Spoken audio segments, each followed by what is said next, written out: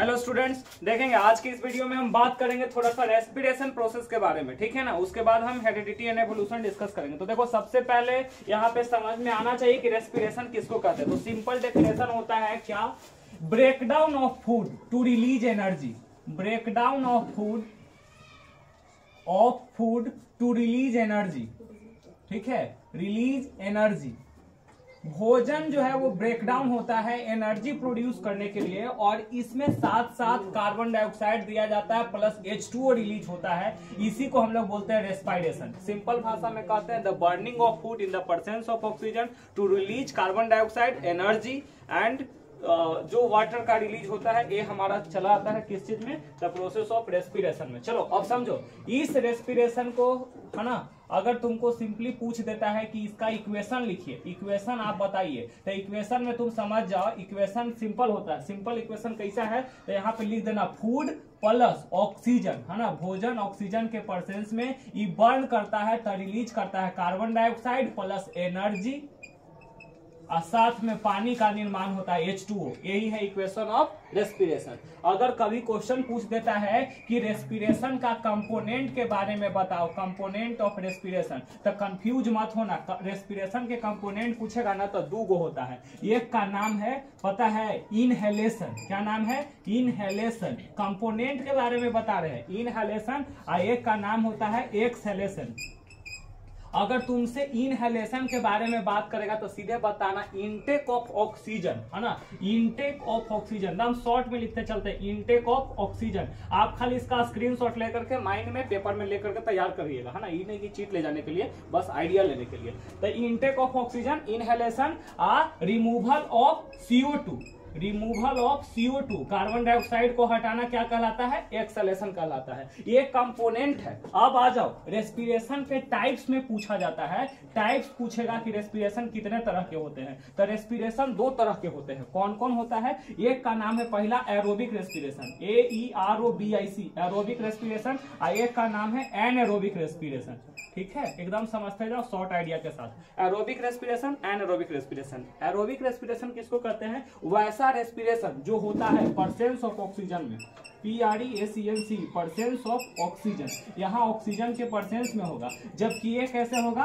Absence of oxygen, absence of oxygen. ये oxygen के absence में होगा। इसके बाद आप देखिएगा यहाँ पे परसेंस ऑफ ऑक्सीजन में क्या बताया जाता है, यहाँ बउआ एरोबिक रेस्पिरेशन में क्या होता है? ब्रेकडाउन ऑफ फूड कंप्लीटली, भोजन पूरी तरह से टूटता है। ब्रेकडाउन ऑफ फूड कंप्लीटली, भोजन पूरी तरह से यहाँ पे टूट जाएगा, याद रखेंगे, ठीक है ना। जबकि अगर आपसे क्वेश्चन करेगा कि एनएरोबिक रेस्पिरेशन के केस में क्या होता है, तो यहाँ याद रखिएगा partial breakdown of food, partial breakdown of food, है ना। पार्शियल का मतलब होता है आधा अधूरा, ठीक है।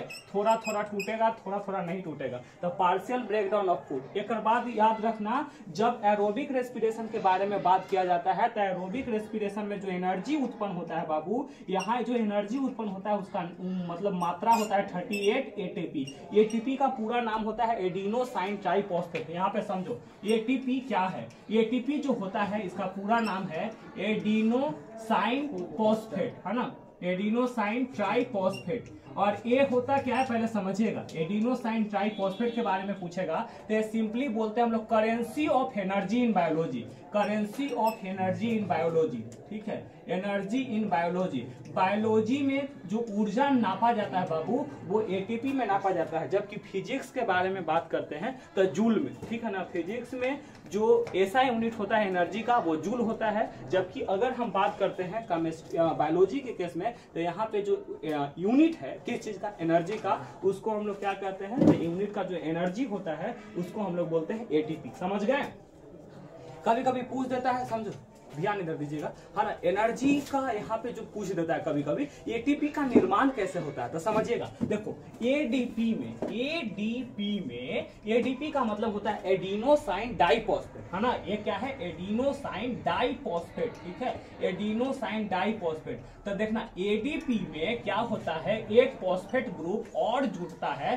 कब? जब रेस्पिरेशन के साथ में एनर्जी जोड़ा जाता है, तब यहाँ जाकर निर्माण होता है ATP का। ठीक है, यहाँ पे समझ जाओ, एडीपी एडिनोसाइन डाइफॉस्फेट में एक फॉस्फेट ग्रुप एनर्जी के प्रेजेंस में ऐड किया जाता है तब निर्माण होता है एटीपी का। एटीपी करेंसी है, बायोलॉजी में जो मेजर करते हैं हम लोग एनर्जी को, उसी को बोलते हैं, ठीक है ना। जिस प्रकार से भारत के अगर तुमके करेंसी के बारे में पूछेगा तो रुपया है ना, जो मुद्रा क्या है, रुपया है ना। बांग्लादेश में टाका होता है शायद, है ना। इसी तरीका से अगर अमेरिका के बारे में बात करते हैं तो डॉलर है। तो बायोलॉजी में जो एनर्जी को मेजर किया जाता है वो है एटीपी, एडिनोसाइन ट्राइफॉस्फेट, ठीक है। अब देखिए, अब difference between aerobic and anaerobic, aerobic presence of oxygen, anaerobic absence of oxygen. Aerobic में कंप्लीटली ब्रेकडाउन ऑफ फूड, जबकि यहाँ पार्शियल ब्रेकडाउन ऑफ फूड। यहाँ देखो, एरोबिक में 38 एटीपी एनर्जी उत्पन्न होता है, जबकि एनारोबिक में 2 एटीपी एनर्जी प्रोड्यूस, कितना, 2 एटीपी एनर्जी प्रोड्यूस है।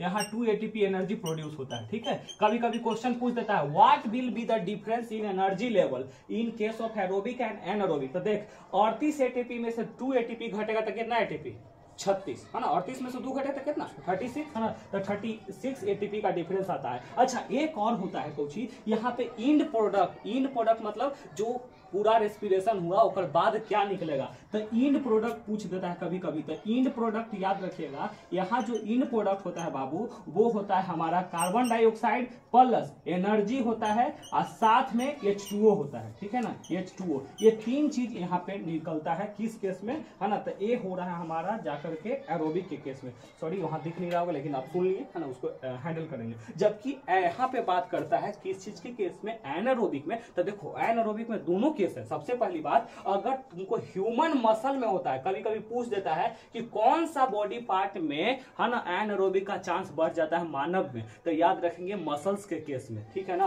तो ह्यूमन बॉडी के अगर मसल्स में होता है एनारोबिक रेस्पिरेशन, तो यहाँ पे इन प्रोडक्ट के फॉर्म में लैक्टिक एसिड निकलता है। मसल्स क्रैम्प सुने हैं ना, वही एक्युमुलेशन ऑफ लैक्टिक एसिड जमा हो जाता है। इसीलिए फिर क्या होता है, हॉट वाटर बाथ लिया जाता है, गर्म पानी से स्नान करना। गर्म पानी से करने से क्या होता है कि वहां के एक्युमुलेशन हटता है और ब्लड का सर्कुलेशन तेज होता है। सर्कुलेशन होने से फिर बॉडी फिट हो जाता है, ठीक है। इसलिए तो याद रखेंगे, ह्यूमन बॉडी में अगर पूछेगा कि एनारोबिक के केस में क्या उत्पन्न होगा, तो याद रखिएगा लैक्टिक एसिड। कौन सा एसिड, लैक्टिक एसिड, ठीक है ना। लैक्टिक एसिड निकलता है, साथ में कार्बन डाइऑक्साइड निकलेगा। लेकिन यही क्वेश्चन आता है कि जब ईस्ट में होगा बाबू, ईस्ट के केस में होगा, तब क्या निकलता है। तो इथानॉल का नाम सुने हैं, बिल्कुल, हाँ। तो इथानॉल, ठीक है, इथानॉल एकदम टॉपिक में इंटरेस्ट लेकर के पढ़ो, है ना। इथानॉल रेस्पिरेशन एकदम मुंह पे होना चाहिए, सिंपली, ठीक है ना। इससे ज्यादा कुछ नहीं। Burning of food in the presence of oxygen to release energy. भोजन जलता है ऑक्सीजन के प्रेजेंस में एनर्जी पैदा करने के लिए, वो respiration. 2 component, inhalation, exhalation. Oxygen को ढुका लेना, इनहेलेशन, बिग देना, किसको, कार्बन डाइऑक्साइड को, एक्सहेलेशन, ठीक है। 2 types, aerobic, anaerobic. Presence of oxygen, absence of oxygen. ओकरा में क्या होगा, पार्शियल ब्रेकडाउन, नहीं, कंप्लीटली ब्रेकडाउन। क्या एरोबिक में, यहाँ पे पार्शियल ब्रेकडाउन। उसके बाद एनर्जी 38 एटीपी, यहाँ पे एनर्जी 2 एटीपी, दोनों में डिफरेंस 36 एटीपी। कहाँ पे इन प्रोडक्ट, कार्बन डाइऑक्साइड, एनर्जी, साथ में कार्बन डाइऑक्साइड, है ना। वही कार्बन डाइऑक्साइड, एनर्जी या पानी है ना। यहाँ पे देखिए लैक्टिक एसिड ह्यूमन बॉडी में पूछेगा तब, जबकि ईस्ट में इथानॉल प्लस कार्बन डाइऑक्साइड, ठीक है ना, ये रिलीज होता है। कोई दिक्कत यहाँ तक, चलो। अब इस केस में आता है ना, जैसे कि बोलेंगे तो आखिर हुआ कैसे प्रोसेस, ठीक है। तो देखो, हमारे अंदर में ह्यूमन के केस में अगर रेस्पिरेटरी ऑर्गन के बारे में बात किया जाता है, रेस्पिरेटरी ऑर्गन के बारे में, तो हमारा रेस्पिरेटरी ऑर्गन क्या है पता है, लंग्स का नाम सुने हैं, लंग्स, फेफड़ा, ठीक है ना। अरे ऐसे करके झोलवा नहीं ना बन जाता है, हमारा तो बनाऊ ना, लग रहा ब्लाउज बन गया, सॉरी, पैंट बन गया, कोई पता कोई इससे रहता है। देखो, हंसो नहीं, कुछ बन गया है ऐसे करके कुछ रहता है इसका डिजाइन, ठीक है ना, पैंट टाइप के बन गया है। चलो ठीक है, तो अब इस केस में हम लोग ध्यान देंगे, ठीक है। तो ये देखो, respiratory organ lungs type, lungs कैसे रहता है जी, चलो पैंट टाइप के हैं किसी का, ठीक है। तो ये क्या होता है यहाँ पे समझिएगा, ईस्ट के केस में मैंने वो बता दिया। ये लंग्स जो होता है, सबसे पहले हम बात नहीं करें, है ना। यहाँ पे नीचे में डायफ्राम होता है, ठीक है ना, ये डायफ्राम होता है। यहाँ रीब से झका हुआ रहता है, पता ना तुमको, रीब से, ठीक है ना। ये बोले ये सब पूरा रिब्स वगैरह होता है ना, पसली। उसके लिए स्केलेटल सिस्टम का फोटो बना वो लड़का के उघाड़े करके बना दिए, उसका आप देख लीजिएगा बढ़िया से कैसे फ्लोटिंग रिब्स होता है, पाया जाता है इसके बारे में, ठीक है। तो अब यहाँ पे रेस्पिरेटरी ऑर्गन से जो लंग है, ब्रोंचियाल्स होता है ना। कभी देखो यहाँ पे क्वेश्चन पूछता है कि वाई द, या स्ट्रक्चर कैसा बताया गया है ह्यूमन रेस्पिरेटरी सिस्टम का to maximize the area. Maximize कैसे करता है, तो तुमको पता है ना मैक्सिमाइज कैसे होता है, तो तुमको पता है एल्वियोली का जो स्ट्रक्चर होता है, एल्वियोली, एल्वियोली का जो स्ट्रक्चर होता है वो बैलून जैसा होता है, बैलून लाइक स्ट्रक्चर है ना, ये बैलून जैसा स्ट्रक्चर होता है। और ये बैलून जैसा स्ट्रक्चर क्यों होता है? To maximize the area, maximize the area, maximize the area for exchange of gases, for exchange of gases. देखो जो टॉपिक एकदम पूरा ज्यादा है जरूरत उसको हम पूरा डिटेल्स में बता दें। Exchange of gases, exchange of gases के लिए एक बार आओ क्वेश्चन आया था, what is the role of diaphragm in the human respiratory system. ये सवाल भी पूछा गया था, what is the role of diaphragm. देखो ये क्वेश्चन पूछा था, तो डायफ्राम का जो रोल होता है बाबू, डायफ्राम का जो रोल होता है वो क्या होता है? तो सिंपली यहाँ पे याद रखेगा,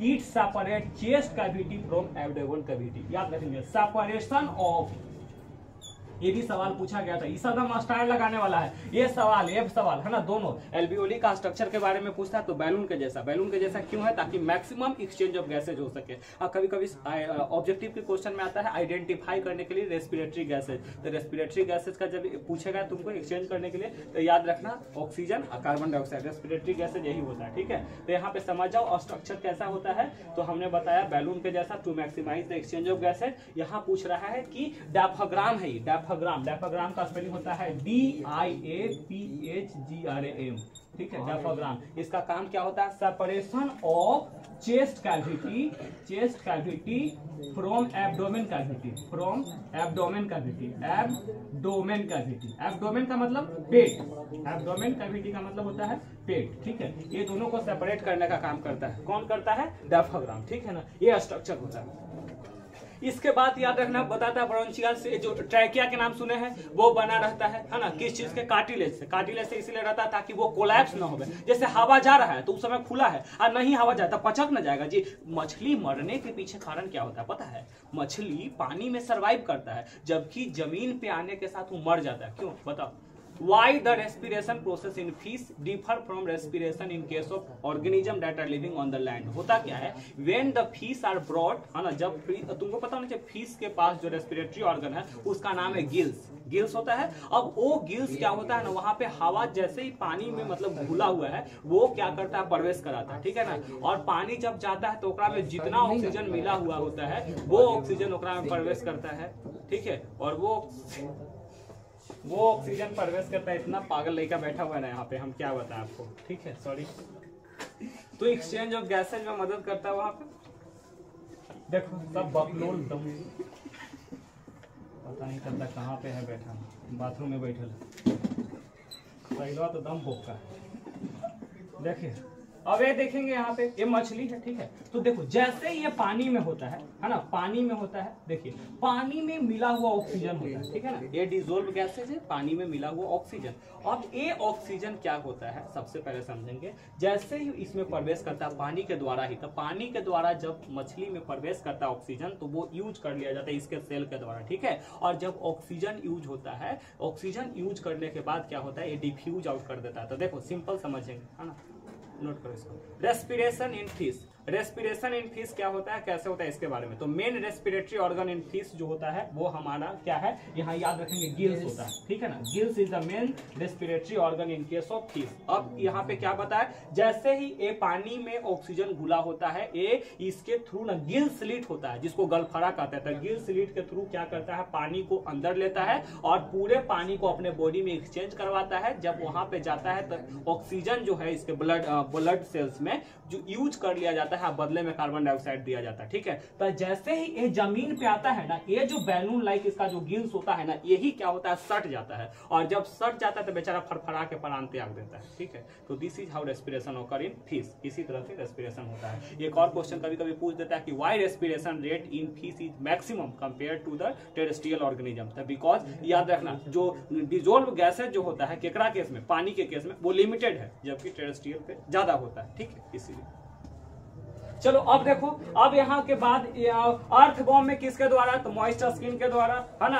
अर्थ बॉम्ब में पूछता है, कभी कभी वो सुने होंगे ट्राइकिया भी होता है ना, स्पाइडिकल्स, ये सब याद है ना, ग्रास ऊपर वगैरह के केस में। तो उस समय ऑब्जेक्टिव में नंबर आ जाएगा, एक नंबर के सवाल। अच्छा अब देखो प्लांट के केस में, चलो प्लांट वाला एकदम खिलौना है, समझ जाओ, प्लांट्स वाला समझ जाओ। प्लांट्स में रेस्पिरेशन ऑल पार्ट से होता है, याद है ना, प्लांट्स में रेस्पिरेशन ऑल पार्ट से होता है। कैसे कैसे होता है, तो पहले समझो। अगर कोई प्लांट है, देखो प्लांट भी चार तरह के हो गया। जैसे मान लो कि एक एकदम बहुत बड़ा बड़ा प्लांट है, बहुत बड़ा बड़ा मतलब कुछ पेड़ टाइप के है, तो पेड़ में कैसे होगा, तो ओकरा में रूट है ना बाबू, रूट है, तो रूट जो होता है ना, देखो समझो, रूट हेयर्स पाया जाता है। रूट हेयर्स में क्या होता है, ऑक्सीजन मिला हुआ है, वो प्रवेश है। तुमको क्या लगता है सॉइल में हवा है कि नहीं है? कैसे एक्सपेरिमेंट करना है, क्या करना है, देखो एक बोतल पानी ले लो, चाहे एक बोजाम पानी ले लो, मट्टी का एक ढेला डालो, एक में से बुलबुला दिएगा कि नहीं, है ना, ये बबल्स आएगा। तो बबल्स क्या इंडिकेट करता है, एयर प्रेजेंट है कि नहीं है, तो एयर प्रेजेंट है। तो रूट हेयर्स के द्वारा डिफ्यूजन के द्वारा क्या होता है, याद रखिएगा, डिफ्यूजन प्रोसेस के द्वारा ऑक्सीजन को ग्रहण करता है पेड़ पौधा, ठीक है ना, डिफ्यूजन के द्वारा ऑक्सीजन को ग्रहण करता है और फिर कार्बन डाइऑक्साइड को रिलीज करता है। तो इस प्रकार से होता है। एक और क्वेश्चन आया था, name the woody respiration process in case of woody plant, है ना, वुडी स्टेम प्लांट, है ना, जिसमें खाली वुड है, लकड़ी है, पत्ती नाम के कोई चीज है नहीं, तो ओकरा में कैसे होता है। याद रखना, जो वुडी प्लांट होता है ओकरा में छेद पाया जाता है जिसका नाम है लेंटिकल्स। क्या नाम है, लेंटिकल्स, ठीक है ना, याद रखेंगे। वुडी प्लांट्स में स्टेम में छेद होता है, ठीक है ना, छोटा छोटा छेद रहता है, वही छेद से क्या होता है ना, यहाँ पे श्वसन होता है, ऑक्सीजन लेता है, कार्बन डाइऑक्साइड रिलीज करता है, तो यहाँ पे याद रखेंगे लेंटिकल्स के द्वारा। और जनरल जो प्लांट है ओकरा में लिप्स पाया जाता है, ठीक है ना, तो लिप्स जो है, तो लिप्स में ना स्मॉल ओपनिंग के बारे में, जो कल क्रॉस सेक्शन ऑफ लिप पढ़ा रहे थे, तो उसमें मैंने स्मॉल ओपनिंग के बारे में बताया था। क्या बताया था कि वहां पे एक छोटा सा ओपनिंग होता है जिसको हम लोग क्या कहते हैं, स्टोमाटा, और उसमें दो सेल होता है जिसका नाम है गार्ड सेल, वो रेगुलेट करता है opening and closing of stomata. तो जब वो ओपन होता है ऑक्सीजन प्रवेश करता है, और जब इससे बाहर हो मतलब कि क्या होता है ना, बोले थे ना कि कल दो प्रोसेस होता है, डिफ्यूजन मैंने ऑस्मोसिस प्रोसेस से ऑक्सीजन प्रवेश किया तो स्वेल होने से वो खुल जाता है, और जब ऑस्मोसिस प्रोसेस से पानी क्या होता है बाहर निकलता है, श्रिंक करने के केस में वो क्लोज होता है, ठीक है। तो this is all about the respiration process, है ना। अब कंटिन्यू करते हैं दूसरा, ठीक है ना। तो आई होप ये समझ में आया होगा। इसके बाद हम लोग कंटिन्यू करेंगे दूसरा वीडियो, मिलेंगे नेक्स्ट पार्ट में।